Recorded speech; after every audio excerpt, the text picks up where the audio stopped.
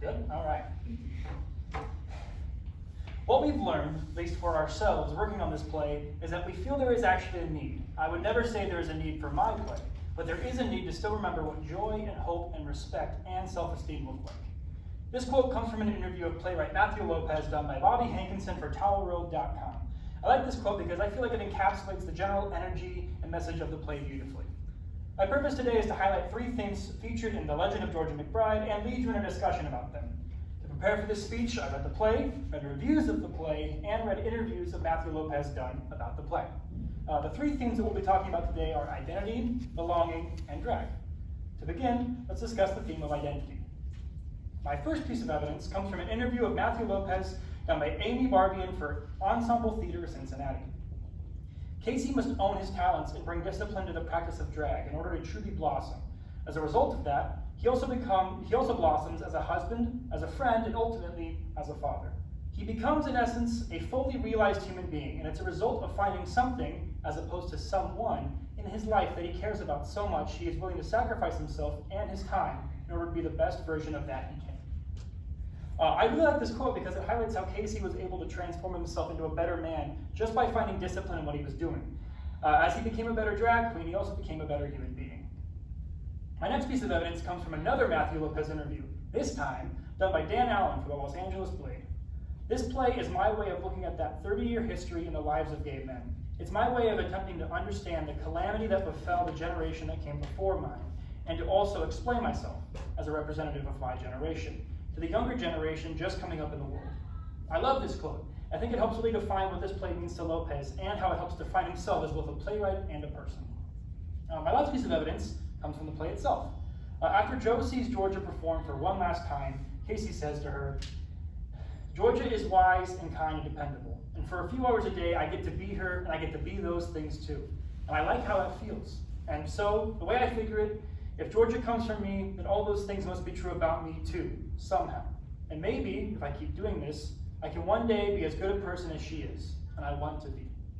We love character growth. I love how we saw Casey's initial thoughts on drag and how he did not want to do it at the beginning of the play. He was very opposed to it, but now we see that it's something he cannot see himself without, and how it inspires him to be a better person.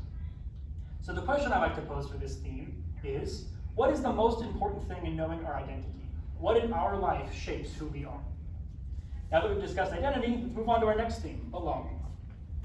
My first piece of evidence for this theme comes from an excerpt of the Guthrie Theater play guide for their production of the show, directed by Jeffrey Manzia. For many of us who identify as queer in any broad sense of what that means to you, the relationships with our biological family sometimes don't make as much sense as the family we gather along the way. That's what I love about this play. It honors that. I feel like this is a really strong quote. Many people are stuck in a way of thinking that if something is different, it is wrong. Whether it be about gender or sexuality, many family members will refuse to acknowledge other members simply because of these things. This play helps highlight that even if this happens, there are always people like you and who will comfort you with open arms. My next piece of evidence comes from an earlier mentioned interview of Matthew Lopez for TowelRoad.com. As a demonstratively heterosexual man living in the South, can he find an entire other side to his identity and his persona, one that does not in any way change who he is fundamentally? And yet, it does change him fundamentally. It changes the way he approaches the world. And most importantly, it changes how he views himself. Can he still be a straight man and be good at drag? I really like this quote because it highlights exactly what Casey is thinking throughout the whole play. He tells Tracy in a later scene that he felt gay for performing in drag, and by the end of the play, we see him happily in his relationship with Jo and being a proud drag queen. My last piece of evidence comes from the play. Towards the middle of the show, Tracy is trying to teach Casey how to be a drag queen. She says, "Look, I know this is the last thing you thought you'd ever end up doing, but well, baby, this is hardly the town I thought I'd ever end up playing. Yet here we both are, a straight man in drag and a drag queen in hell. The only place for us to go from here is up." I like this because it helps show the bond between these two very unlikely friends. Both of them need the other person, and they are inherently stronger together. So the question I like to pose for this theme is, which bonds are stronger? Those we are born with or given, or those we make for ourselves? What makes them so strong? Now that we've discussed the theme of belonging, let's move to our final theme, drag. My first piece of evidence comes from an interview of Matthew Lopez done for the LA Times. I remember when I was a teenager, growing up gay in a very conservative town. Being inside this gay bar did feel safe. Drag, as it's practiced in these small southern gay bars, enables a sense of transgression, a sense of rebellion, a sense of resistance, and it's also a hell of a lot of fun. I like this quote because I think it helps show part of what drag seems to be about. Before I talk about anything in this theme, I need to say that I know very little about drag. I've never performed in drag, nor have I ever really seen a drag performance before researching for this show. But in the research that I did, I found that a lot of performers seem to use drag as a way to fight back against those who say they cannot be a certain way or express themselves how they want to express themselves. Drag performers have made their own form of art and use it to fight back. The next piece of evidence comes from a review of the show done by Maggie Yates for BroadwayWorld.com. It is important to note that there's less crossover between traditional stage acting and drag performance than the lay person may assume. Not all drag queens are actors, and not all actors are drag queens. Drag features flamboyant absurdity, but it's forged in the kiln of rebellion against a society that alienated and scapegoated the LGBTQ community.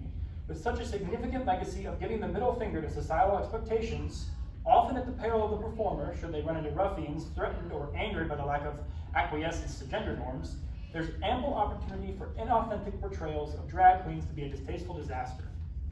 I love this quote because it states how not everybody can do drag. Drag takes bravery. Anybody can put on a costume and dance and sing, but drag is more than that. It's a lifestyle, a way of life. These performers do not shy away from who they are at the sign of trouble. They stay strong and stick to themselves and fight back, which makes them braver than anyone who tries to criticize what they are doing. My final piece of evidence comes from the play. In scene 12, when Rexy is talking to Casey about what drag means to them. Drag in a hobby, baby. Drag in a night job. Drag is a protest. Drag is a raised fist inside a sequin glove. Drag is a lot of things, baby, but drag is not for sissies. This quote, I think, ties into everything that I've been saying about this theme. Drag is more than just a job or entertainment. It's a way of life. It's a protest and a way for these people who feel judged by the world to break out and to be who they want and express what they want. The question I like to pose for this theme is, what do you think of when you think of drag? What impact does it have on our profession and our society?